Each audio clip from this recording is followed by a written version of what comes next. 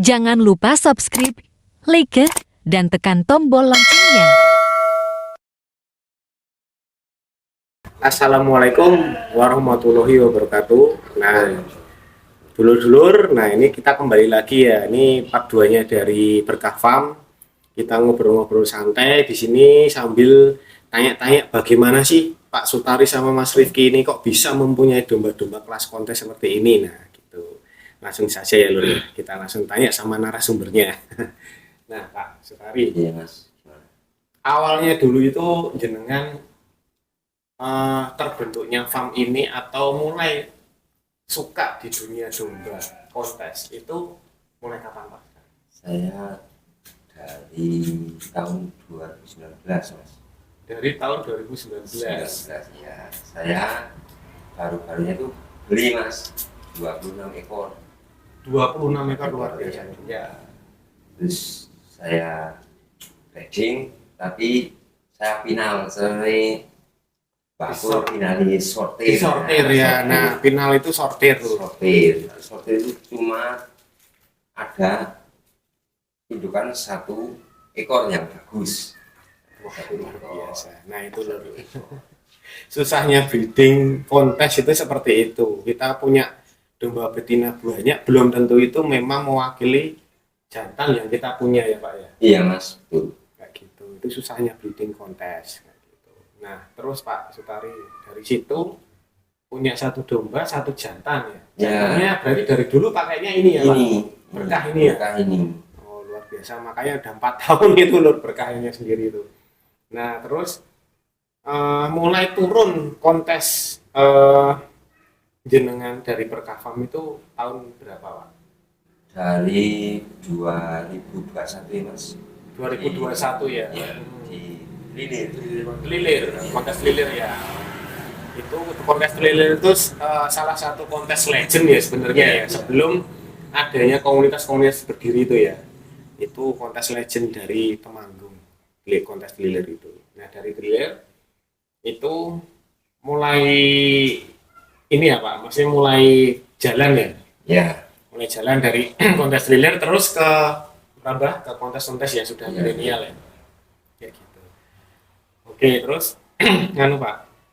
Kok biyen jenengan niku entuk bibite gisel. Itu dari mana? Dari farm atau dari memang sortirane jenengan piyambak? Ya, sortiran saya. Sortiran jenengan piyambak. Nah, luar biasa. Nah, betul.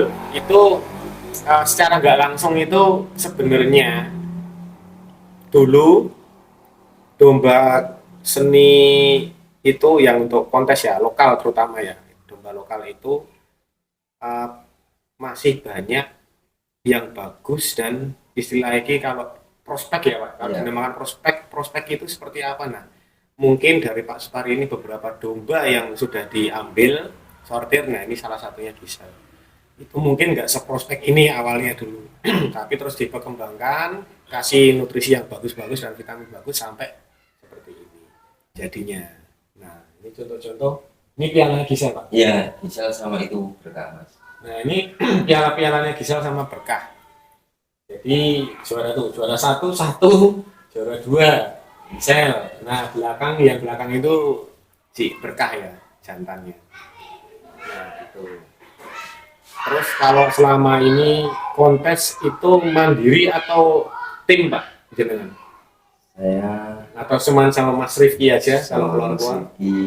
sama itu tim itu limosin, Mas. Sama tim limosin ya? Oh iya. Jadi kalau pas jalan memang tim ya, Pak, tapi kalau farm sendiri-sendiri. Iya, sendiri-sendiri. Nah, kalau ini, Pak, berkahnya sendiri itu dulu asal usulnya? Itu asal usulnya saya tuh domba itu beli dari temen. Dari teman. Ya, itu kan sama anak-anak itu berkah ini sama barokah. Indukannya tak kasih nama barokah. Oh, induknya namanya barokah, keluar anak dinamakan berkah ya, Pak. Ya, maksudnya Pak Sutari mungkin jadi nanti ternakannya dari Berkah Farm ini jadi berkah dan barokah. Betul ya, Pak? Luar biasa ya. berarti ya Pak, itu memang dari dulu belinya memang udah anakan ya Pak, dari kecil lah berkahnya itu. Terus Pak, tips ada nggak jadi perawatan domba yang bagus? Kok ini kan Gisel selama kemarin kan kita review jantan-jantan ya, dulur-dulur ya teman-teman yang di rumah ini kan rata-rata jantan. Betina kan bisa dikatakan agak jarang ya Pak. Di kontesan itu mungkin lebih banyak jantan daripada betina ya. Itu tips untuk perawatannya gimana Pak? Atau ada kisi-kisi yang dirahasiakan atau gimana? Enggak Mas, perawatannya kalau saya Mas, yang penting jaga kesehatan itu domba. Kesehatan ya. Terus makannya rumput, Makan rumput. rumput sama ampas tahu sama kartu itu tidak padi. Dedek padi. Oh. Kayak gitu. Ada yang disembunyi-sembunyiin Enggak ada Mas. Nggak ada. Enggak ada. Nah, gitu loh. Jadi kalau teman-teman nanti gimana sih cara perawatan domba betina kok bisa sampai jawara terus, bisa nanti langsung konsultasi sama Pak Sutari atau Mas Rifki. Nanti saya kasih nomornya di deskripsi YouTube ya, YouTube channel dari Lokal Genetik. Boleh kan Pak, nanti ada teman-teman menghubungi Bapak itu dari seumpama dari luar kota, dari Jakarta atau dari mana itu bisa tukar kawaruh anak orang Jawa kayak gitu. Sharing gimana sih perawatan yang bagus ya. Nah, bisa nanti ke Pak Sutari ini. Nah, dan biasanya Pak kalau sebelum ada kontes itu tuh beda perawatan atau enggak Pak? Soalnya kalau memang kontes biasanya kan teman-teman ada digenjot sebelum sebulan sebelum kontes, ada yang seperti itu, ada yang seminggu sebelum kontes genjot. Kalau yang ini atau masih normal aja Mas, normal aja. Paling perawatan mandinya. Oh, Paling mandi potong kuku ya Pak? Ya. Gitu. Itu jadi dirutinin lebih perawatan luar ya kalau Pak Sutari ini. Jadi kalau faktor makan tetap stabil ya Pak ya, karena menjaga biar nggak terlalu gemuk. Kayak tadi Pak Sutari kan bilang, Mas Rifki ya tadi bilang di kontes yang terakhir kemarin itu malah kalahnya sama domba gemuk. Ya, kayak gitu. Jadi sebenarnya kalau domba kontes, domba seni itu bukan dari gemuknya lho, tapi proporsional badan.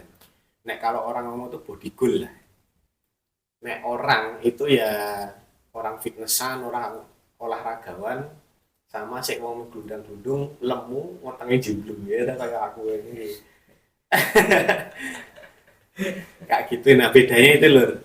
Kalau domba seni itu memang harus perawatannya harus body goal ya gitu. Tidak perlu gemuk, tapi dilihat tuh enak gitu. Kayak gitu. Mungkin kalau di kontes-kontes domba atau kambing lain juga mungkin seperti itu juga, karena nah kita mentingin bobot ya larinya ke ekstrim ya Mas. Iya. Nah, ada nggak Pak pesan dan kesan buat teman-teman yang di rumah, seumpama kalau perawatan gimana atau kesannya atau pesennya jangan sampai cintailah domba atau seperti apa, dari Pak Sutari sama Mas Rifki ada nggak pesan? Nah, kalau saya gini Mas, kalau saya Buat teman-teman di rumah.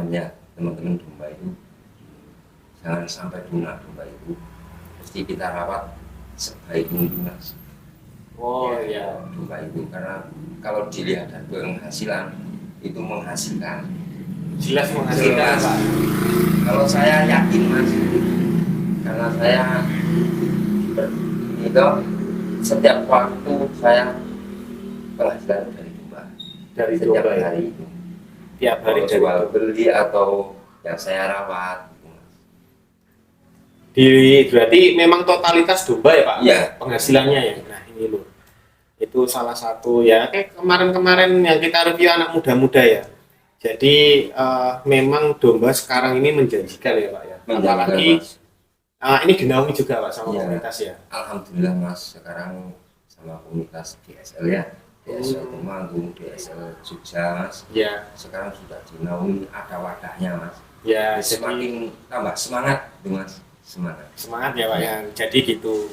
Karena di sisi lain ada komunitas yang mau menaungi dan Dari komunitas itu diangkat ada kontes-kontes dengan regulasi tertentu ya Pak, regulasi yang udah baku itu sekarang dari teman-teman atau peternak-peternak yang dari Jateng ya, terutama Jateng itu udah mulai semangat loh. Jadi kapan nih teman-teman di rumah mulai beternak domba? Ini Mas Rifki juga masih muda ini, tapi dia juga totalitas di domba, Mas Rifki ini.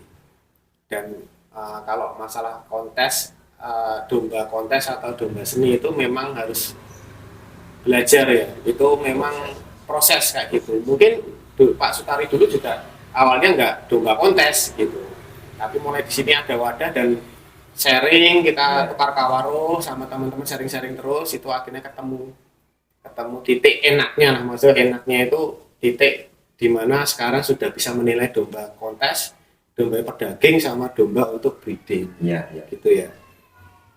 Nah gitu, Mas Rifki ada yang disampaikan sama teman-teman di rumah buat anak-anak muda milenial harus gimana gitu, harus semangat atau gimana Mas? Ya, untuk anak-anak muda tetap semangat ngarit Mas. Semangat ngarit ya. Ngarit. Nah itu, ini masih muda tapi nek kon ngarit lor itu juga nggak malu, nggak usah malu gitu, karena pendapatan. Ini ada cerita menarik sedikit ya lor, ada cerita menarik. Tadi sebelum saya take itu Pak Sutari cerita ada hal menarik pas kencang di luar habis dimandikan itu ada orang dari kondangan ya Pak, Iya, kondangan. pulang kondangan. Nah itu kan kalau kita lihat itu kan amonia teman-teman yang di luar yang mungkin sudah cinta domba tapi kok mungkin dombanya masih masih mungkin belum di dunia kontes ya, tapi lihat sudah bikin menarik orang gitu. Pas Pak Sutari kencang di luar itu ada orang datang ya, Iya. ya gitu. Bisa Pak sedikit diceritakan Pak? Ya, itu orang kondangan itu Mas. Pulang kondangan mampir ya, Mampir ke sini. mampir lihat kok ada domba dimandiin kok besar gitu ya Pak. Cempe itu kok bagus. Cempe itu kok bagus. Harga berapa? Saya guyon Mas, guyon 750 gitu saya itu. Oh Nah, tahunya itu kan nggak beneran. iya. Ya tanya Mas, bener piro regane? Ya, saya 6 juta gitu. Terus Mbak itu rawat 5 juta. Terus saya pasti piro Mas? Saya bilang 5,5. Terus kan ya unjuk seperempat gitu toh. Unjul seprapat itu 5.250.000. Terus enggak, kalau enggak 5.500.000 enggak saya jual, langsung saji itu. Orang kondangan itu. Luar biasa loh, masih pakai baju kondangan ya Pak? Iya. Luar biasa loh ya, itu salah satu contoh ya. Jadi ibaratnya mungkin dari Pak Sutari sama Mas Rifki nggak ngira ya Pak ya, istilahnya kok ada orang ini beneran apa enggak nawar, makanya sampai Pak Sutari ini tuh istilahnya bercanda, harga berapa, 750.000, karena ibaratnya kalau memang itu cempe-cempe biasa kayak amit-amit kayak ibaratnya cempe yang kita jual di pasar-pasar atau mungkin segitu sampai 1 jutaan ya kan Pak. Nah pas sama Pak Sutari itu di Guyoni kayak gitulah, padahal itu domba prospek sebenarnya gitu. Akhirnya ternyata itu orangnya itu tahu lur, Pak mau dikasih yang beneran harganya, akhirnya keluar lah ucap 6 juta. Nah akhirnya tawar kena 5,5 ya Pak ya, akhirnya deal dan itu langsung di DP ya Pak ya, DP langsung DP loh. Nah itu orang pasti pakai baju kondangan langsung beli domba. Nah itu loh, sesuper itu. Jadi rezeki itu nggak tahu kita kemana ya. Yang jelas kalau domba itu memang dipelihara dengan hati pasti ngerjekeni. Itu udah dari dulu ya Pak, dari zamannya Nabi udah seperti itu ya. Domba itu ngerjekeni. Nah itu ya lur. Nah mungkin cukup di sini dulu Pak Sutari, Mas Rifki, bincang-bincang sejarahnya. Mungkin dari teman-teman bisa memetik atau bisa melihat pengalaman dari Mas Rifki atau Pak Sutari ini untuk jadi pengalaman teman-teman yang di rumah. Dan kalau mau konsultasi atau sharing-sharing bisa nanti langsung ke beliau. Nanti saya kasih nomornya. Oke, Pak, saya pamit undur diri dulu. dan nanti Mas.